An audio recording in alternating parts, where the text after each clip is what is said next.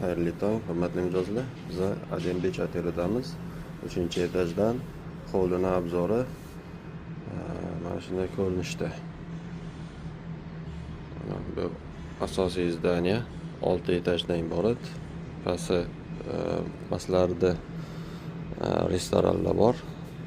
Bu yoqda общий basseyn, oilaviy basseyn deyiladi.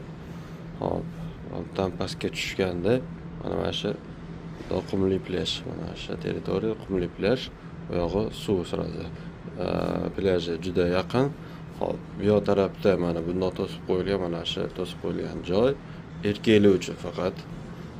Bu yoq taraf mana shu to'sib qo'yilgan joy ayollar uchun. Kompleks cho'milishga spasi, hamma narsa shu yerda. Mana bu ko'rinib turgan narsalar har bittasi bular yopiladi, как parusga o'xshab, kemani parusiga o'xshab yopiladi. Bu yoq taraf umuman ko'rinmaydi. Ayollar uchun to'liq yopiladi. Bu yerda erkaklar uchun. Bu yoqda семейный, общий anaqa nima deydi, общий cho'milsa bo'ladigan joy. Mana shu territoriya общий cho'milsa bo'ladigan joy. Hop. Bu yoqda mana bulari как tapchanga o'xshagan joylar. Bular pulli ekan.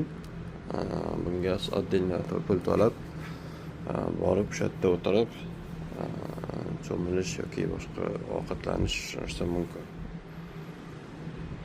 Bu halol konsepsiyada ishlaydigan otel. Lokatsiyasi shundoq yo'lda yuzida dengiz ham yaqin. Pastlarda mana bu akvapark bor, kichkinagina mini akvapark bor, bu yerda ham bor, bu yoq tarafida ham bor akvapark. Kichkina ikkita uchta ko'rkali, bunaqa baland emas. Shuni tagida snake barlar bor. Shundoq chiqib, snake bardan ovqatlanib, yana tushib ketish imkoniyati bor shu yerda. Kelishinglarni tavsiya qilaman. Kelishga arzigulik otellardan bittasi.